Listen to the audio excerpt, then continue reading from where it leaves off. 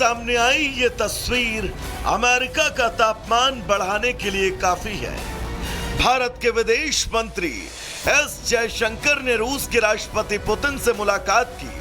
Putin और जयशंकर के बीच मुलाकात से न केवल भारत और रूस के रिश्तों को आयाम मिलेगा, बल्कि अमेरिका को भी यह संदेश मिलेगा कि भारत उसकी धमकियों से डरने वाला नहीं है। पुतिन से मुलाकात से ठीक पहले जयशंकर ने रूस के विदेश मंत्री से मुलाकात की। भारत और रूस के बीच व्यापार संतुलन, तेल सहयोग, भारतीयों की रिहाई, आतंकवाद और यूक्रेन संकट जैसे मुद्दों पर चर्चा हुई। रूस की धरती से जयशंकर ने अमेरिका को जमकर सुनाया। We are not the biggest purchasers of Russian oil. America की ओर से भारत पर जो अतिरिक्त टैरिफ लगाने की घोषणा की गई है, बहुत हैरान करने वाला है। भारत इसे समझ नहीं पाया। जिस रूसी तेल खरीद पर निशाना बनाया जा रहा है, भारत उसका सबसे बड़ा खरीदार नहीं है, बल्कि चीन रूसी तेल का सबसे बड़ा खरीदार है। जयशंकर ने न केवल अमेरिका को अपने तेवर दिखाए, बल्कि रूस से पाकिस्तान को भी सख्त संदेश दिया। आतंकवाद से बचाव करना भारत का संप्रभु अधिकार है। हम हर रूप में आतंकवाद की निंदा करते हैं और आतंकवाद से मिलकर लड़ने का संकल्प लेते हैं। रूस से कच्चा तेल खरीदने के कारण ट्रंप प्रशासन ने भारतीय सामान पर एक्स्ट्रा 25% टैरिफ लगाया। ट्रंप को लगता था कि ऐसा करके वो भारत पर दबाव बना लेगा, रूस का तेल खरीदना बंद कर देगा और दोनों देशों के रिश्ते तनावपूर्ण हो जाएंगे। लेकिन ट्रंप का पूरा प्लान फेल हो गया। भारत ने रूसी तेल खरीद कम करने के बजाय और बढ़ा दी। रूस ने भारत को स्पेशल डिस्काउंट में देना शुरू कर दिया।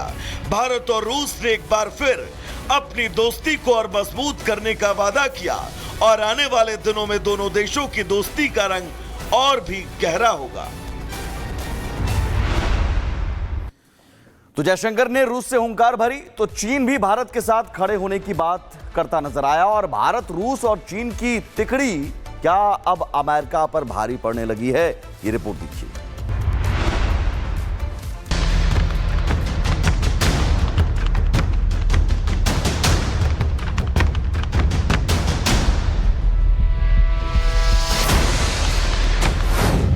तस्वीर नंबर 1, मोदी और चीनी विदेश मंत्री वांग यी। तस्वीर नंबर 2, विदेश मंत्री जयशंकर और रूसी राष्ट्रपति पुतिन। तस्वीर नंबर 3, अजित डोभाल और रूसी राष्ट्रपति पुतिन। ये 3 तस्वीरें अमेरिका की उस रणनीति के खिलाफ हैं जिसके लिए वो बरसों से भारत को साधने की कोशिश कर रहा है। अब ऐसा लगने लगा है कि अमेरिका की एशिया को लेकर रणनीति खासकर चीन के खिलाफ फेल हो चुकी है। डोनाल्ड ट्रंप की व्यापार नीतियों ने भारत और चीन को रूस के करीब लाकर खड़ा कर दिया, जैसे एक नई शक्ति धुरी बनने की संभावनाएं हैं। एक तरफ भारत रूस से अपनी दोस्ती को गहरा करने में जुटा है। डोभाल के बाद विदेश मंत्री जयशंकर अब रूस में हैं और राष्ट्रपति पुतिन से मुलाकात के बाद दोनों देशों के संबंधों को मजबूती मिली। रूस ने साफ कर दिया कि वो भारत के साथ खड़ा है, वहीं अब चीन भी भारत का खुलकर समर्थन कर रहा है। चीनी विदेश मंत्री वांग यी की 2 दिवसीय भारत यात्रा समाप्त होने के बाद भारत में चीन के राजदूत शू फुईहोंग ने नई दिल्ली के विरुद्ध अमेरिका के टैरिफ उपायों को कड़ा करने का विरोध किया और भारत चीन के बीच घनिष्ठ सहयोग की आवश्यकता पर जोर दिया। इतने बड़े आकार के 2 पड़ोसी देशों के लिए एकता और सहयोग ही साझा विकास प्राप्त करने का एकमात्र रास्ता है। चीन और भारत की मित्रता एशिया के लिए लाभकारी है। हम एशिया में आर्थिक विकास के दोहरे इंजन हैं। भारत और चीन की एकता से पूरे विश्व को लाभ होता है। भारत और चीन की जिम्मेदारी है कि वे एक समान और व्यवस्थित बहुध्रुवीय विश्व को बढ़ावा देने में अग्रणी भूमिका निभाएं। भारत और रूस के संबंधों में खटास लाने का ट्रंप का प्लान सफल नहीं हो पाया। उनकी टैरिफ नीति के कारण चीन भी भारत के समर्थन में आ गया और अमेरिका के खिलाफ नया ब्लॉक RIC यानी रूस, इंडिया और चीन बनाने की जरूरत बताई जाने लगी। जिस तरह से चीन रवैया बदलकर रिश्ते मजबूत करने पर जोर दे रहा है, उससे लगता है कि जल्द नया वर्ल्ड ऑर्डर बनने वाला है और महाशक्ति के तौर पर अमेरिका का प्रभुत्व खत्म होने वाला। Bureau report, Republic Bharat.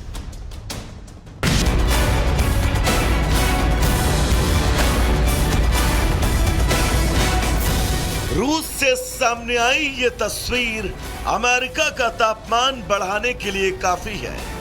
Bharat के विदेश मंत्री एस जयशंकर ने रूस के राष्ट्रपति पुतिन से मुलाकात की। पुतिन और जयशंकर के बीच मुलाकात से न केवल भारत और रूस के रिश्तों को आयाम मिलेगा, बल्कि अमेरिका को भी यह संदेश मिलेगा कि भारत उसकी धमकियों से डरने वाला नहीं है। पुतिन से मुलाकात से ठीक पहले जयशंकर ने रूस के विदेश मंत्री से मुलाकात की। भारत और रूस के बीच व्यापार संतुलन, तेल सहयोग, भारतीयों की रिहाई, आतंकवाद और यूक्रेन संकट जैसे मुद्दों पर चर्चा हुई। रूस की धरती से जयशंकर ने अमेरिका को जमकर सुनाया। We are not the biggest purchasers of Russian oil. America की ओर से भारत पर जो अतिरिक्त टैरिफ लगाने की घोषणा की गई है, बहुत हैरान करने वाला है। भारत इसे समझ नहीं पाया। जिस रूसी तेल खरीद पर निशाना बनाया जा रहा है, भारत उसका सबसे बड़ा खरीदार नहीं है, बल्कि चीन रूसी तेल का सबसे बड़ा खरीदार है। जयशंकर ने न केवल अमेरिका को अपने तेवर दिखाए, बल्कि रूस से पाकिस्तान को भी सख्त संदेश दिया। आतंकवाद से बचाव करना भारत का संप्रभु अधिकार है। हम हर रूप में आतंकवाद की निंदा करते हैं और आतंकवाद से मिलकर लड़ने का संकल्प लेते हैं। रूस से कच्चा तेल खरीदने के कारण ट्रंप प्रशासन ने भारतीय सामान पर एक्स्ट्रा 25% टैरिफ लगाया। ट्रंप को लगता था कि ऐसा करके वो भारत पर दबाव बना लेगा, रूस का तेल खरीदना बंद कर देगा और दोनों देशों के रिश्ते तनावपूर्ण हो जाएंगे। लेकिन ट्रंप का पूरा प्लान फेल हो गया। भारत ने रूसी तेल खरीद कम करने की बजाय और बढ़ा दी। रूस ने भारत को स्पेशल डिस्काउंट में देना शुरू कर दिया। भारत और रूस ने एक बार फिर अपनी दोस्ती को और मजबूत करने का वादा किया और आने वाले दिनों में दोनों देशों की दोस्ती का रंग और भी गहरा होगा। तो जयशंकर ने रूस से हुंकार भरी तो चीन भी भारत के साथ खड़े होने की बात करता नजर आया और भारत, रूस और चीन की तिकड़ी क्या अब अमेरिका पर भारी पड़ने लगी है, ये रिपोर्ट देखिए।